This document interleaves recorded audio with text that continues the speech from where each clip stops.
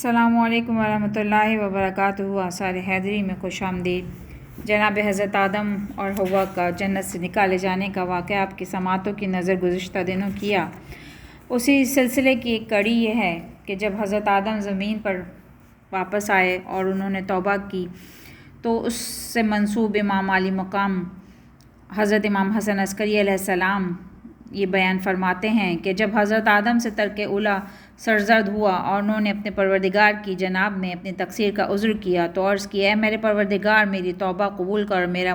عذر پذیرا فرما اور مجھ کو میرا پہلا مرتبہ عطا کر اور اپنے نزدیک میرا درجہ دوبارہ بلند کر دے، اور میری خطا اور نقص اور اس کے ذلت کے باعث میرے اعضاء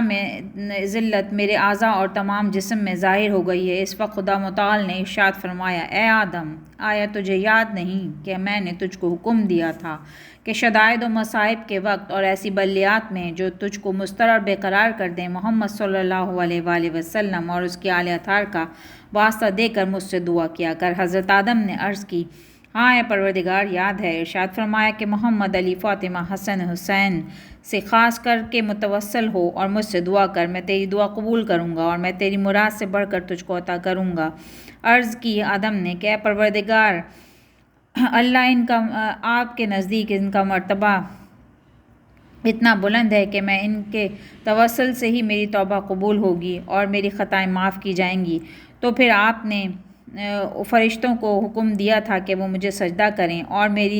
اور اپنی جنت کو میرے واسطے مباح کیا اور اپنی کنیز حوا سے میرا نکاح کیا اور ملائکہ کرام کو میرا خادم مقرر کیا۔ اس کے جواب میں خدا نے فرمایا، اے آدم، میں نے فرشتوں کو صرف اس وجہ سے تجھے تعظیمی سجدہ کرنے کا حکم دیا تھا کہ تو ان پنجتن کے نوروں کا ظرف تھا، اور اگر تو اس خطا کے سرزد ہونے سے پہلے ان کا واسطہ دے کر مجھ سے درخواست کرتا کہ مجھ کو خطا سے بچا اور دشمن ابلیس کی خواہشوں سے مجھ کو خبردار کرتا کہ میں اس سے محفوظ رہوں، تو میں ضرور تیری اس دعا کو بھی قبول کرتا، لیکن جو کچھ میرے علم میں پہلے گزر چکا ہے ویسا ہی ظہور میں آتا ہے۔ اب تو ان کا واسطہ دے کر مجھ سے دعا کر، میں تیری دعا ضرور قبول کروں گا۔ تب حضرت آدم نے اس طرح سے دعا کی، یا اللہ، محمد صلی اللہ علیہ وآلہ وسلم اور ان کی آل اطہار کے مرتبے کا واسطہ، پنجتن اور ان کی آل طاہرین کا واسطہ میری توبہ قبول کر، میری لغزش کو معاف فرما کر اور مجھ کو میرے مرتبے پر جو تو نے اپنی کرامتوں سے عطا کیا ہے پہنچا کر تفضل اور احسان کر۔ اس کے جواب میں خدا عز و جل نے فرمایا، اے آدم، میں نے تیری توبہ قبول کی اور میں تجھ سے رضامند اور خرسند ہوا، اپنی بخششوں اور نعمتوں کو تیری طرف پھیر دیا اور تجھ کو تیرے اصلی مرتبے پر جو میں نے اپنی کرامتوں اور بزرگیوں سے تیرے لیے مقرر کیا تھا دوبارہ ممتاز کیا۔ پس اس قول خدا عز و جل فَطَلَقَ آدَمُ مِن رَبِّهِ کَلِمَاتٍ فَتَابَ عَلَيْهِ إِنَّهُ هُوَ التَّوَّابُ الرَّحِيمُ کا مطلب یہی ہے جو بیان ہوا ہے۔ پھر خدا ان شخصوں سے جن کو جنت سے زمین پر اتارا ہے، وہ آدم اور حوا، ابلیس اور سانپ ہے، مخاطب ہو کر فرماتا ہے، وَلَكُمْ فِي الْأَرْضِ مُسْتَقَرٌّ، یہ تمہارے لیے زمین قرارگاہ ہے اور جائے قیام ہے کہ اس میں تم زندگی بسر کرو اور اس کے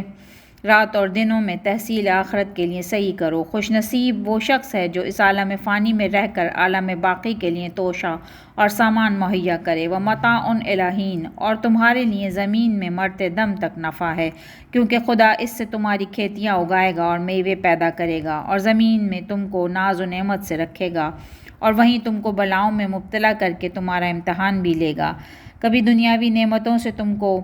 متلذذ کرے گا اور کبھی آخرت کی نعمتوں کو یاد کرو کہ جو ان عیبوں سے بالکل پاک ہیں اور جو دنیاوی نعمتوں کو ناقص اور باطل کر دیں گے اور ان کو ترک کرا دیں گے اور حقیر و ذلیل کر دیں گے۔ اب خدا فرماتا ہے، وَالَّذِينَ كَفَرُوا وَكَذَّبُوا بِآيَاتِنَا، اور جو لوگ کافر ہوئے انہوں نے ہماری آیتوں کو جھٹلایا جو محمد صلی اللہ علیہ وسلم کی صداقت پر دلالت کرتی ہیں کہ اس نے گزشتہ زمانوں کے حالات بیان کیے ہیں اور جو کچھ کہ اس نے علی علیہ السلام اور اس کی آل طیبین جو سردار مخلوقات محمد صلی اللہ علیہ وسلم کے بعد سب فاضلین و فاضلات سے بہترین ہیں، فضیلت کا ذکر بندگان خدا کو پہنچایا ہے، وہ سب صحیح اور درست ہیں۔ اولئک یہ لوگ جو سید اوصیاء علی اور اس کی ذریت طیبین و طاہرین کے برگزیدگان کی نسبت محمد کی راز گفتاری اور صدق بیانی کو تسلیم نہیں کرتے اور اس کی مدافعت کرتے ہیں، اصحاب النار ہم فیہا خالدون، اہل دوزخ ہیں اور وہ ہمیشہ اسی میں پڑے رہیں گے۔ بے شک سبحان اللہ، جزاک اللہ خیرا کثیرا۔